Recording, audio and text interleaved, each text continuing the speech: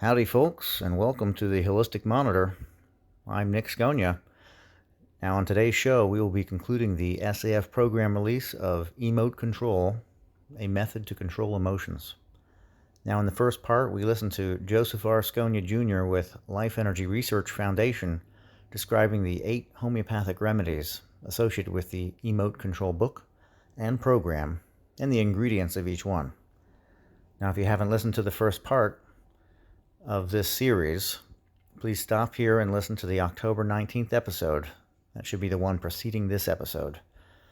And then listen to this episode. I know a lot of podcast players start newest to oldest, so that's why I'm alerting you to the sequence here. Okay? So this is part 2 of the EMOTE Control book and program release, which took place all the way back in January the 11th, 1986. The first episode covered the remedies, how to charge and discharge emotion. This second episode features the EMOTE scale, or chart of emotion, and a do-it-yourself SAF format for the book EMOTE Control, which was released in German.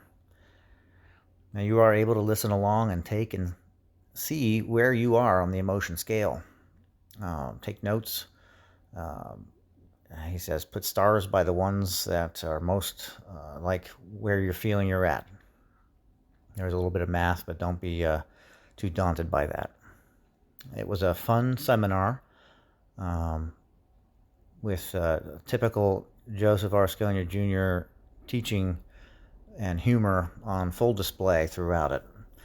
This was the year Cyndi Lauper's True Colors came out and Eddie Money's Take Me Home Tonight hit the music charts, while Top Gun was the hit movie of the year. The seminar was also just a few weeks before the Challenger Space Shuttle Disaster occurred. That was January 28th, and only a few weeks after the seminar. And a few months before the Chernobyl disaster, which happened in April of 86. Radiation is a big feature in the SAF program. The SAF itself, according to Joseph R Scogna, is a creation from the dropping of the bombs in Japan. That is when SAF was created. And it was his thesis and his development of these SAF numbers that makes the SAF program that we use today. If you don't know what SAF is, I encourage you to go to lifeenergyresearch.com. That will take you to the Scogna Hub, all things Joseph R Scogna, SAF, and Life Energy Research. Books, training, courses, the whole thing. You can get it from lifeenergyresearch.com, and then you can find out all about SAF and the inner workings of this system. Some of the seminar takeaways include details relating to moving up or down on the emotion scale and deeper insights into emotional attitudes that we all experience in our daily lives. Pain and sensation will feature in one of our upcoming episodes, and you'll hear a lot about that through this emotion chart, pain and sensation. We're going to do a deep dive into that and into the science of SAF and modern holistic alchemy. We'll be doing a series on Einstein and holistic science, which should be real fun. Okay, so let's start back up where we left off from part 1. And now we will hear about the SAF EMOTE Control scale. Okay, now I'm going to give you a test, and you're going to tell me where you are on it. This is a scale for the sets of emotion that come out on here. This will be in the book. And you pick where you are. And I'll read these off, okay? I'm going to write them on the board. I'll read them off, and then you write down, if you want to write them down, we'll start at the beginning, and then you pick out where you are, and this will give you an idea. What the scale is for is to give you an idea of the intensity of the application of If you have a particular emotion or upset that you're trying to handle, and it says take bottles 2, 6, and 8, then this scale tells you what potency, how fast, how to, whether you should slam it in or not, or just take it lightly. Okay, so on the first, most aberrated. Now I don't want to say this is the most aberrated, but it's number 1, so you you could just take that for what it's worth. The most aberrated condition that there is as far as emotion is concerned is protection. And it is the anger to protect property and possessions at all costs. So you take a look at that. You think about that for a minute. If you think that, you might have that, then you just put a little star next to that, okay? The most aberrated condition there is on the planet is having to protect property and other people and yourself. The idea of having to protect yourself. Safety, in other words. And, of course, this protection goes to an extreme where you have clubs and groups and organizations, and this is why we have a polarization of the race, because people, oh, that guy, he's got a black hat, I have a white hat, we got to murder those people, we got to go over and shoot these people because they're so-and-so, it's just, we got to protect this ground here because this is where all oil is, and we need to have this oil for, it's like the idea of an immortal being having to protect locations and things and other people and trying to have them behave in certain ways is the most aberrated situation there is. And number 2, you see, if you're sitting in this situation, the pain of disconnection, that's the second stage of emotion, or lost love. And all that it comes down to many times is the loss of the connection with that which you tried to protect. If you lose that connection, then you're in the second status. You're really not as bad off than when you're having to protect something. I must protect, I must make sure that so-and-so does not see so-and-so. How the heck can you do that? Only, your mind is twisted in trying to make things appear the way you want them to be when other entities are actually trying to manufacture another circumstance altogether. So what happens when that occurs is you go to the second level, pain of disconnection. And you will get a disconnection because the person over there does certainly not want to have you protecting them you can put them in a little cage or something like that. You can get all your little, even if you get money and you put it in a box and you try to hide it, you get a whole bunch of cash and put it in a box and try to hide it and protect it. You could feel the money rattling around inside the box, wanting to get out because it wants to move, it wants to be free, it wants to run around and create things. But you say, no, don't buy money. Just laugh at it, But the same thing with little children. You try to protect little children. Don't do that. Don't do that. Get down off of there. You're going to hurt yourself. And then what they do is they want to disconnect from you. They don't want you, they say, little girl tells me, go away. I don't like you anymore, Daddy. Get out of here. Go to work. They try to blow you off, because they don't want to be protected. Nobody wants to be, they want to do what they want to do, but you're trying to protect a viewpoint of what you have. These people should be doing certain things the way you want them to do it, and certainly they have their own control. So you get that pain of disconnection. That would be the second. Now, the third most aberrated. And this is in descending order. The first, second, third. This is less aberrated than the second. Is the love of loss, or the diazaya for destruction. The love of loss. One desiring destruction. In other words, wanting something to end. Looking for the end of it. Now you say, well, wait a minute, destruction's got to be evil. It's wrong. No, it's not. A lot of people can't cope with the end of something. The end cycle of something is an important phase. It's a resting phase. It means that it's finished. That the cycle is at rest.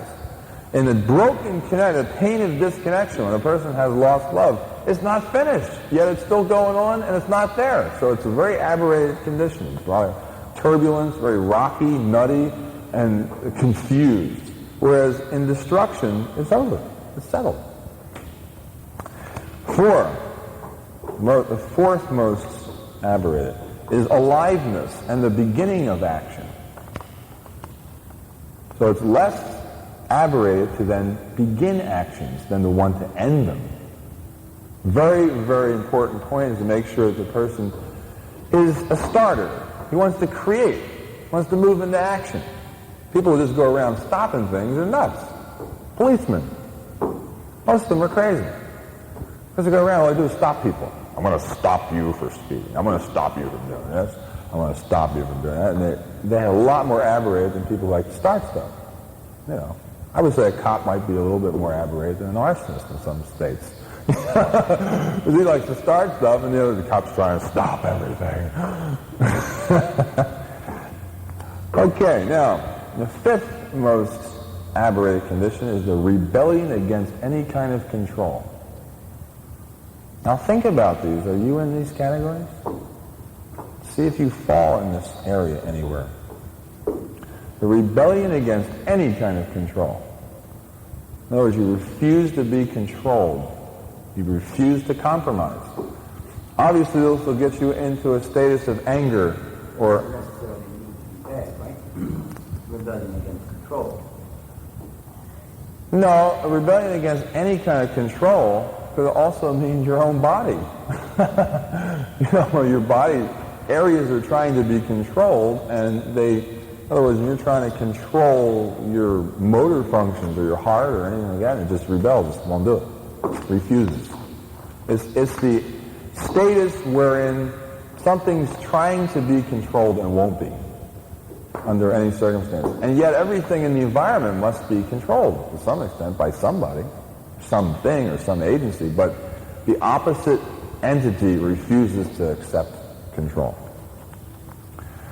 All right, now the sixth most aberrant. Now, I mean, take a look at that. Are you in that category? Some people don't want to, they refuse to have anybody tell them that, or contradiction. You see that news cast a couple of days ago with a guy on a small airplane on a commuter flight because the captain told him he couldn't smoke. He choked him and took over control, and the airplane almost crashed. Went straight down into the ocean like this, and two guys had to overpower him, so the airplane came up again, and the guy pulled it back, and the guy went back again, and then went another dive. Well, that is the rebellion against any kind of control, but it's more aberrated than that. It's protection. He's in anger to protect his property and possessions, his anger to protect the fact that he wanted to smoke. Yeah. So, that's... Rebellion against control is more or less like just refusing to be controlled. He was in case number 1. 5 is when the person said, now put that out, and he just kept smoking. That's rebellion against any kind of control in the sense that people say, do this, and you just absolutely ignore it or do something opposite. Whereas this guy actually aggressed, like attacked. War comes under 1. That's the most aberrated condition there is, right? Obviously. You can't think of anything worse than that when people are throwing bombs at each other. Okay, sixth most aberrated condition is unhappiness. Believe it or not, we've just reached unhappiness now, and unhappy state is the person who is exactly what it says, things aren't happening. There's no movement, there's no motion, things aren't, and this is an area where you'll get, the person is not as bad off because they're not in any negative, detrimental state, they're starting to come out of it.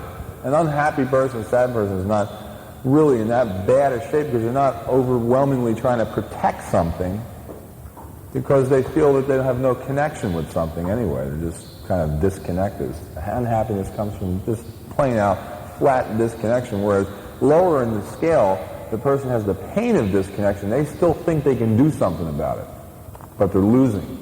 So they're piling energy into the problem and losing it, whereas the unhappy person is just sitting there saying, oh, well, I'm not giving up anything anyway. I'm not going to lose anything. I'm not going to gain anything. I'll just sit here and be unhappy. Now 7, the most, here's the next most aberrated, is don't want to be involved. And that's the person who just refuses not to get mixed up with anything because of his overall viewpoint that nothing's going to come of any consequence anyway, and there's no way he can affect anything because he's very close to the fact that control is very out of his reach. He can't really control anything, so he knows that if he gambles and if he tries to do anything in life, it's not going to work anyway, so then he just don't want to get involved. Now the 8th most aberrant emotional state is that things will never get better. That's the viewpoint. It's an attitude, certainly. It's a static emotion, and it's the viewpoint that nothing will ever improve. Whatever he attempts will just not improve, won't get any better. And so it's very close to things like don't want to be involved in unhappiness because the person is not putting out any energy flow because he feels that it won't get anywhere anyway. The next one is the pain of pain. Now it's really funny because real heavy aberration is pains of disconnection where the person is very, gets themselves really kind of lost in space where they don't have any connection to anything, they don't have any affiliation with anything. Pain of pain comes from the fact that the person is participating in life. They're bumping into things. They're running into things. I mean, you get pain of pain from experience. Okay, the guy's out there doing something. He's out there playing ball and he goes smashing into a wall or something, or he's flying his airplane and smacks it down on a runway, or there's like a lot of different things that happen in the environment that create an excess of pressure that gets you on this level. And the guy's really starting to play now. He's really a player. He's really out there. We're getting midway. At number 9, we're getting midway to the scale, and the scale's going to start getting better. Number 10 is criminality, lies, and injustice. Now the guy's a real player. I mean, he's really playing the game. This is like where most business, this is probably I guess more or less business number 10. Just going to court, or whatever. There's no way you get justice in the justice system. It's the whole 9 yards. You're not really supposed to descend to number 1, protection. I mean, you can't protect these things. You have to fade in and out of the social convention of operating with situations the way they are. 11, jealousy. The need for a person to zealously have something that belongs to somebody else. That's jealousy. To reach out, boy, that guy, gee, look at that guy's house. Wow, wait, man, I want to get that. Now, jealousy is even crazier when the person has to have the same house. Then it starts to sink down to 1.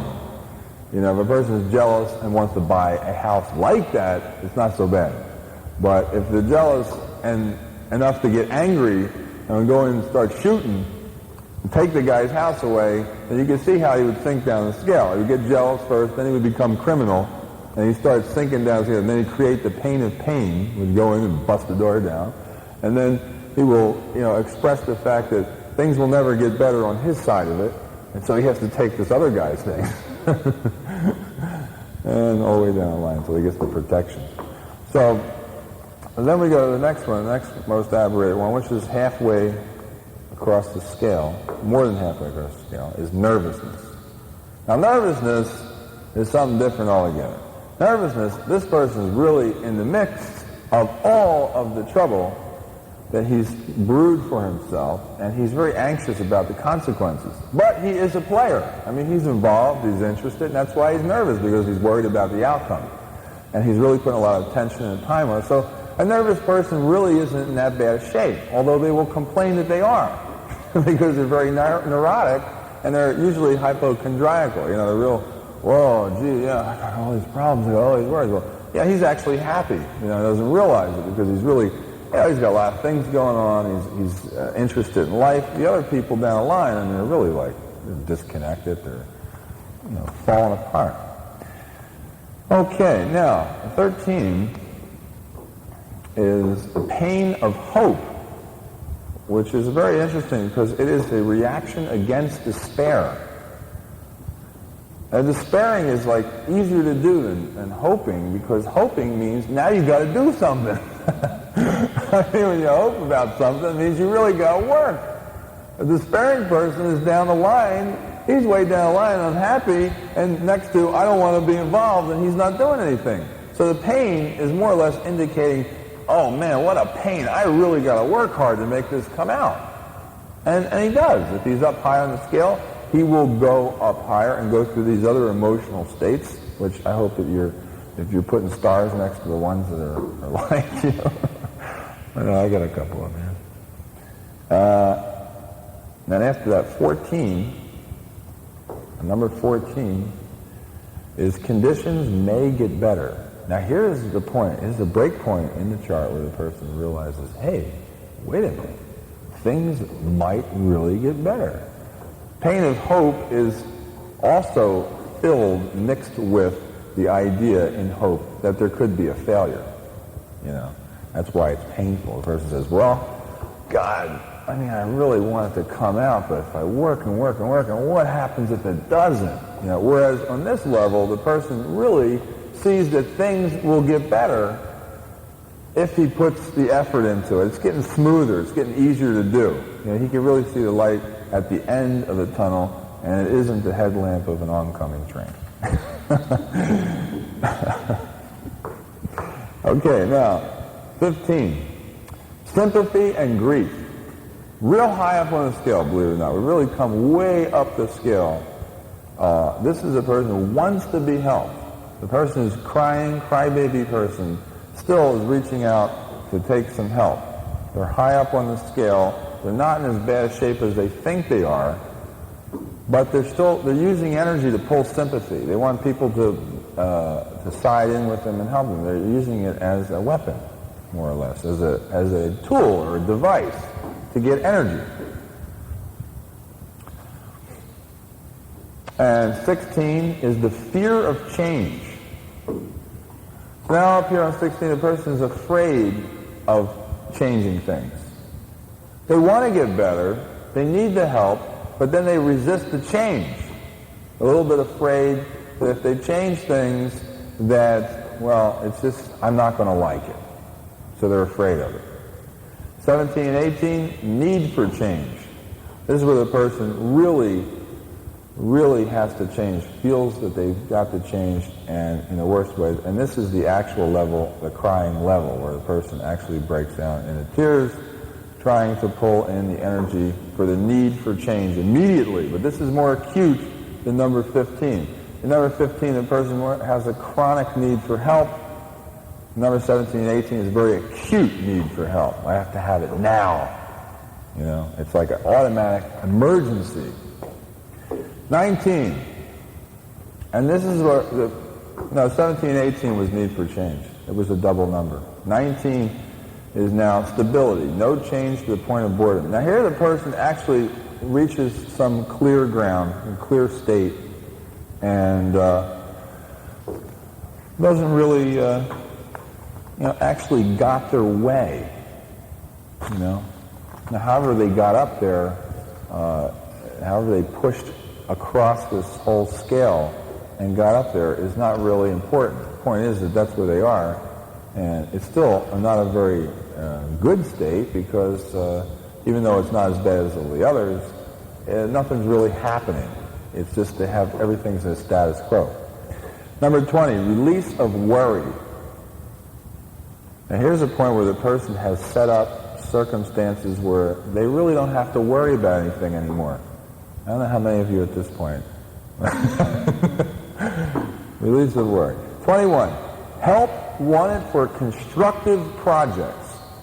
Now here the person at 21 is getting up there. I mean, they are looking around for people. They're putting organizations together.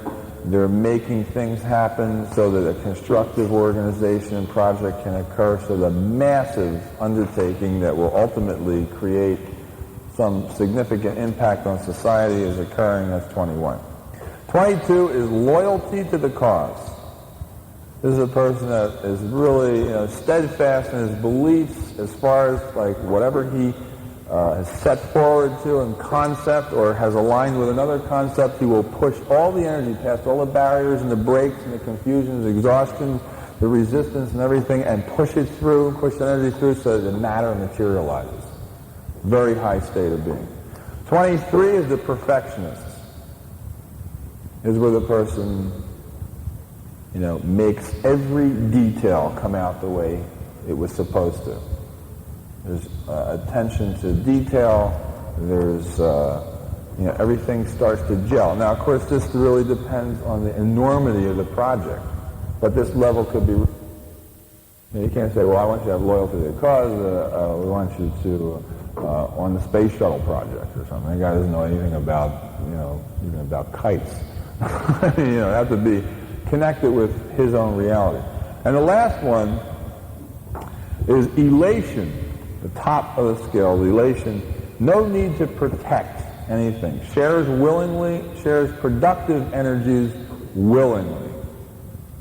Just says, hey, all projects, all systems, everything are open. People can work together, just high control, a lot of responsibility. So, now what you do is you just put stars next to the ones that you feel. Stars you mean like on 1 to 5 or? No, just put this star the ones where you feel your level is. Okay, you just put all the stars next to them, and then add up how many stars you have.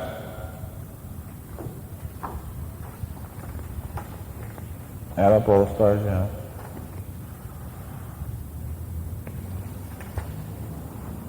And then you save that number, whatever it is. So if you have 6 stars, write down 6 stars, how many things you start off. And then add up all the numbers that they represent. So if you have a star on 1, that's 1. You just have a star on 10, that's 10. So you add those up, that would be 11. So add up all the numbers. Well, that is this presume that it's a continual state? In other words, sometimes, a person is at a state, but they may have a fluctuation. Oh, well, it depends on the circumstance, but I would do it more or less on a chronic, how you chronically behave under the pressure of what you do. Not just something that comes along, let's say, how you feel when you went to the opera. It'd be more like, just your general state. And so then once you get all the numbers added up from all the things that you divide the number of the stars that you had into the total number.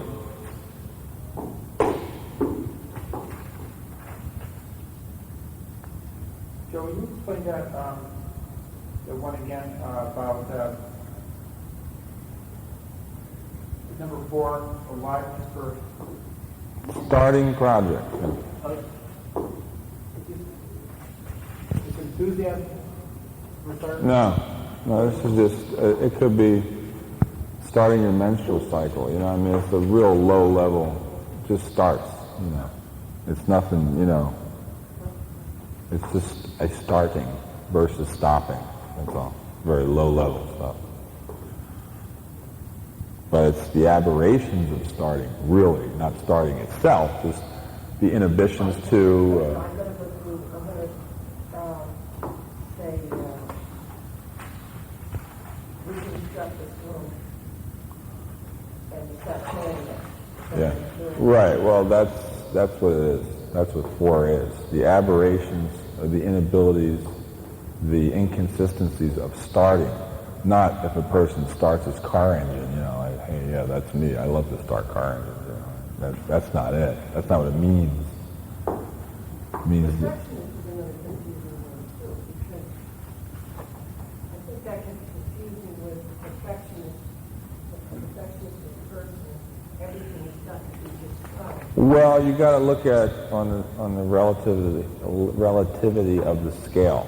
It's the 23rd thing. So when it says perfectionist of the 23rd level, it means the type of person that has great attention to detail and also the order of importance of detail, and doesn't spend a whole lot of time, polishing his shoes while the rest of the house is burning down. I mean, it means a person that puts attention on the correct details and the correct sequences and makes sure that everything's working perfectly, rather than all the papers are in order like some nitpicky jerk. It's somebody that really makes sure his engines are tuned up just right, and he's the kind of guy that if you're supposed to be running your engine at 2350 RPMs, it's right on the 2350 all the time, and never fluctuates more than an RPM either way. Gets nervous if he's used to be, there's always here and here. No, he doesn't get nervous. He's aware of the detail.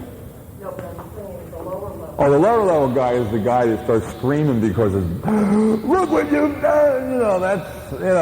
That's a protectionist. That's a guy on down one, I think that belongs somewhere in the lower level one, to the description. One of them, I don't know which one you think it's one.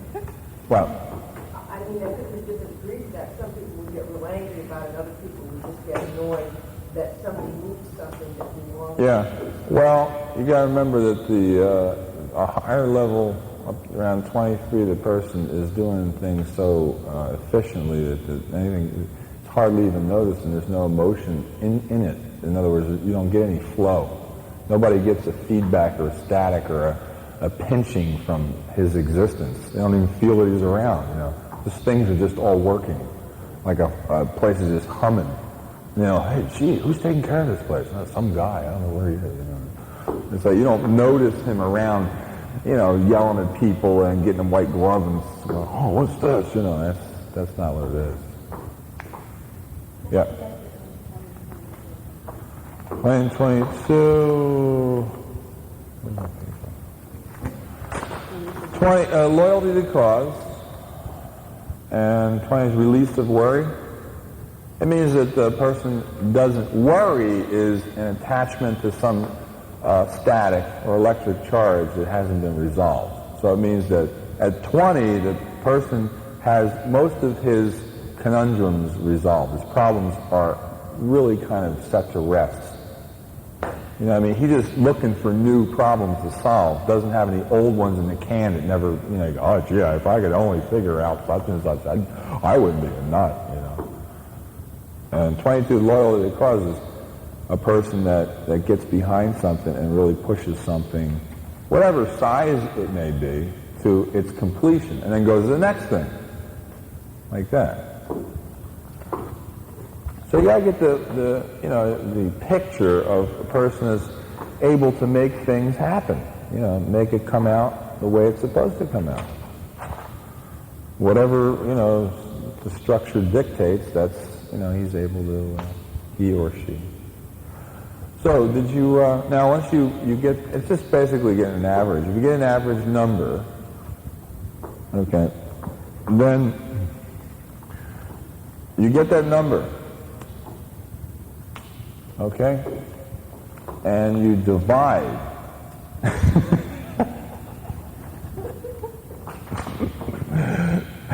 Once you get that number, you divide 8 into it, and that's your real number. Well, I'm only kidding. No, wherever you land, that's where you are, okay? You get So you divide the number of yeah, the ones you checked the off. stars, yeah, divide by the number of stars, it's sort of like an average. And it gives you like a composite of where you are chronically. And what's yours, Marty? Fear of change? I thought so. All right. That was a dead one for you. This is the trouble I had getting to buy the computer. What was it, buying the computer? No, first it was the other guy to get the bot bill to buy him. What do you want to do, Margaret? I don't know. What's yours going to say? I'm not knowing. Okay. Rebellion against control. I already know what it is. What's, did you get one? 15? Fear of change, fear of change. What did you get? 17.2. Need for change. Yeah. Needs for change. What is this kind? 13. Pain of hope. Reaction against despair. Well, that's good. Now, everybody's going to be, of course, certainly you're all going to, once you, if you're picking, you got stuff way up there, then you're going to, it'll average out real high. But the best thing to do is to pick, if you're going to run anything, you run it with the lowest one first. So, yeah, it's tough, but there's a lot of things. Now, what you do in this thing is use the chart, just look up where other people are. When they say things to you and they have problems, look up where they, somebody comes in and says, this person left me or something. Well, that's two, that's pain of disconnection. And that's a real hard one. That's a real aberrated one. There's no doubt about it. And the people with pain of pain are the people that just have like arthritis or something. They just, they come in, arthritis, that's number 9. And, so you know where they are on the scale. Now, what's the use of the scale? The scale is, frankly, to make it work real well, all you've got to do to make them go up the scale is to do the next highest one. You behave in that capacity, and they'll copy you up the scale. And if you want them to sink, obviously what you do is so if a person comes in and is unhappiness at 6, then, and they're bespeaking this unhappiness and they're putting this unhappiness out, then if you want them to come up the scale, then you dramatize or act out not wanting to be involved. So you know how to do that, Margaret?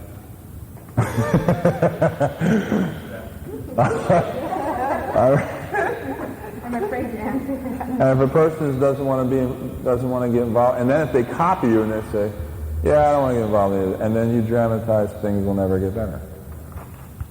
Yeah, I don't want to, but you're right, things will never get better. Yeah. I knew it wasn't going to work out. Look at the way society is. It's terrible. Nothing ever works, does it? I haven't seen one person have anything work in their whole life. And it'll be real funny. As you do this, they'll start going, ow. They'll start getting, oh, my arm, my shoulder's hurting. No, really, you'll get it. That's a real neat point right there at 9. Yeah. It's a pain, yeah. The pain and pain. Pressure will start to build up. Because they'll feel the pressure of the movement. Each one of these levels has a certain amount of pressure associated with it. They have to feel that pressure. And then as they're coming through that, and then when they're feeling the pain, you say, well, I gotta go roller skating. Something like that. I gotta go see my bookie. You just run 10, lies, criminality, injustice. What does that mean? Oh, it's really, withholding, prevaricating, just being sneaky, sneaky. Lies, lies, criminality, injustice. And jealousy. So now you start getting real, you start copying that, and then you get real jealous. Hey, where did you get those earrings, man? Wow, I want a pair just like that. Oh, I'm sorry, they don't have another pair. Well, can I buy those? You keep looking at them. And then fidgeting, nervous. They'll just keep chasing you because basically, scanner to scanner, people copy. Obviously, one day the movie comes out with Cyndi Lauper and she's got purple hair and 75 earrings on this side and none on this side, and with earwax dripping down, and one pant is higher than this one, like that. And then the next day, you see 500 kids on the street with the same thing. That's what they do. They just copy. So you just get them to copy you. But the thing is, the trick of it is you can't copy them too high up with the scale. You can't try to get them to, like for instance, if you get a person who is pain of disconnection and you try to throw loyalty to the cause on them, They're not even listening to you. They're way up the other end. What cause? What are you talking about? I lost Fred.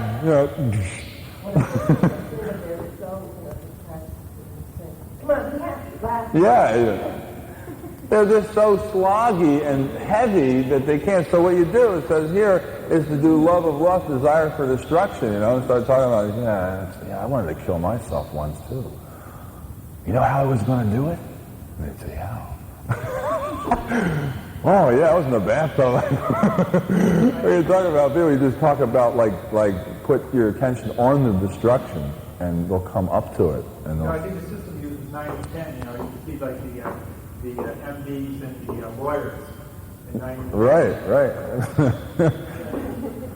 That's the toll booth right there, 9 and 10. Whether you're going up or down, I used to have a course like this where you put a staircase, and say, okay, we've got somebody here, and you're here, and you're going to drag them. Yeah, you're not going to... You've got to go very slowly with them through every step. Oh, yeah, I used to feel like that, too. And then, you see them respond. Oh, you felt like that? Oh. Yeah. It's okay if I feel like that now. Then I can release that, and I can go on to the next step, because I found out it was okay to feel that way. Well, mostly they get individuated. The thing that builds up the charge really puts a lot of electric charge on, really makes them pressurized is the differential. If they're different, then they can't ground out. See?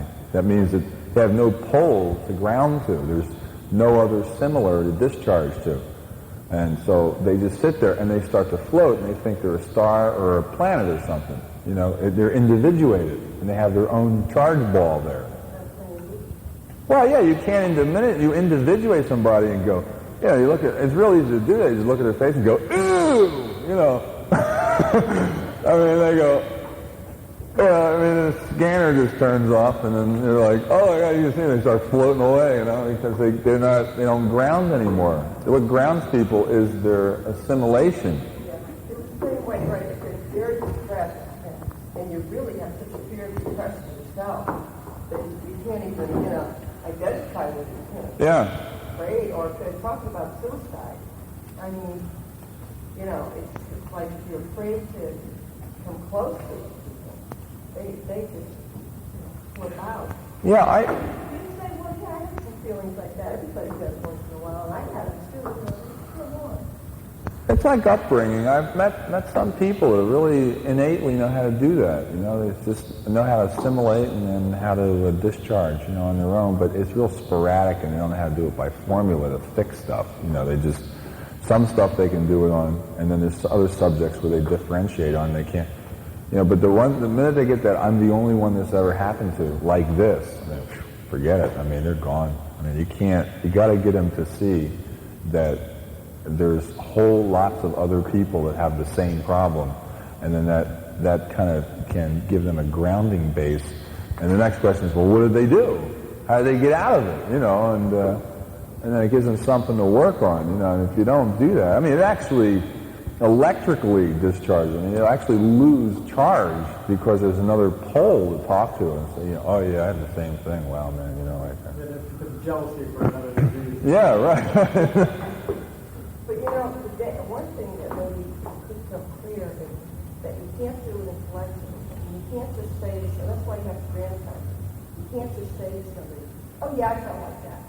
Yeah, no, you gotta show it to them. I felt like that, I remember when I felt like that, and it's the way it should be for me, and something like that for you, I know what you're feeling. Well, I think the key is this, and this we've debated for a long time, and I was listening to some old tapes of here a couple of years ago, and I think what needs to be clarified is the idea that the person is not an individual that's seeing you in the SAF session. They are similar. Like attracts like, right? You're not seeing that particular person as a coincidence, right? For that particular moment, because here's the point you made a couple years ago, and I wasn't quite clear on it. The idea that you said, don't run your chain on them. But isn't that person part of your chain? It seems to me that my participants, the statements work better when I see that person is not speaking to me is not sitting in that particular chair for a coincidence. They seem to be there because of a need that I have or an issue that I have to address. Yeah. Well, that's true. I mean, you have to, people, the affinity, the likingness makes it work better. I mean, a whole lot better. I mean, the more likingness you have, the more plugins you get. You get one machine, another machine, you got more connections on across, and it makes it easier for the flow to happen, and then you can start like solving problems faster because all he's doing is he's borrowing information from you. That's all. You're just coming along with.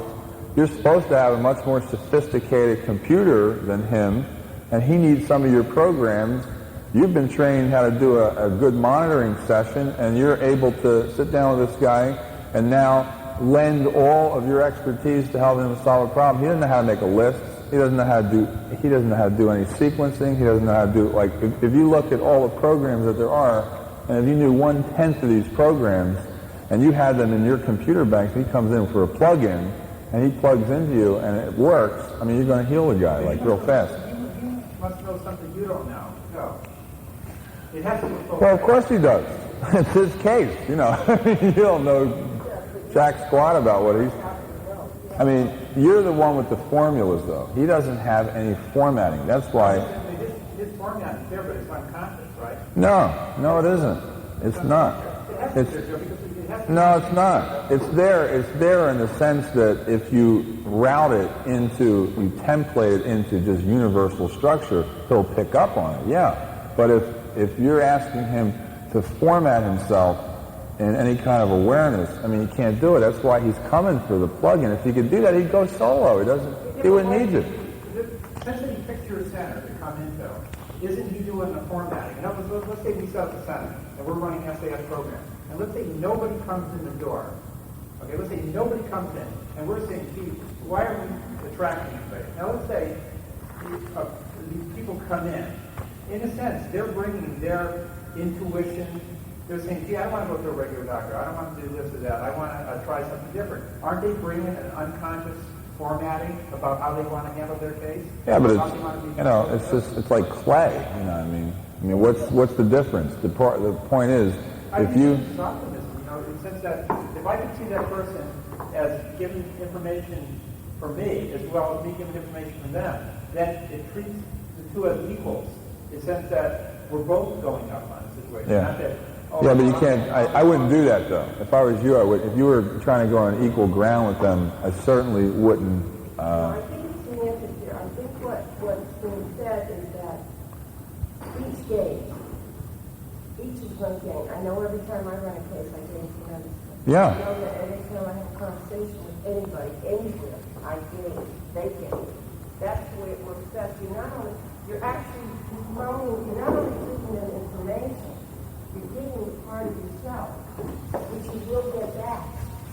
Well, it's just like when you go in the business or something like that, and you're going in the carpentry business, and you have the tools and they have the wood. I mean, you just try to share. The thing is, don't sell yourself short. I mean, if you're highly trained, you've got any kind of rating at all, and you really know your shit. I mean, there's no way that the kind of data that they have in their banks, and it's all really relative to who you're dealing with. I mean, each person that comes in, it's real experiential.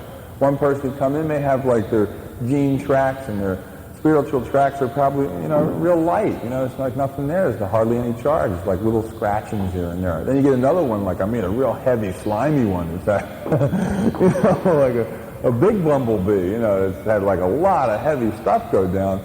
I'm sure they could teach you a whole lot of stuff, but you're the guy with the data that knows how to extract it. I mean, they don't know how to extract it. They never had anything like this. There's no place even on their gene tracks that have any kind of formatting like this, okay? The thing is that since it's parlayed and paralleled in with circuits that are universal, they'll pick up on it and they'll understand it real easy. It's not real hard for them to do that.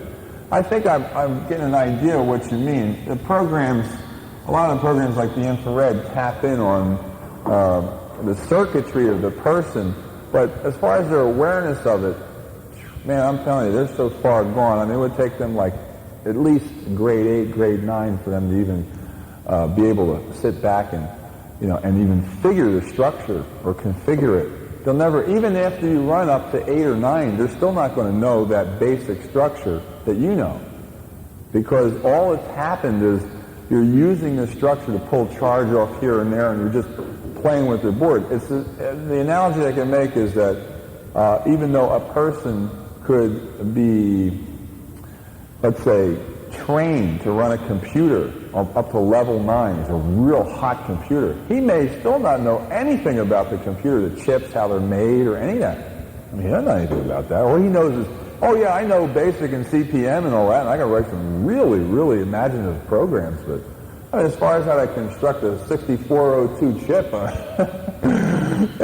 did it all, The same thing with, I know how to drive a car, but I don't know the first thing about, how to make an internal combustion engine, I know a little bit about it.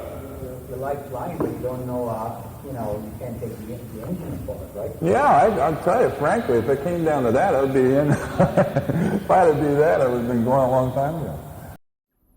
Hey, okay. Wasn't that a great seminar?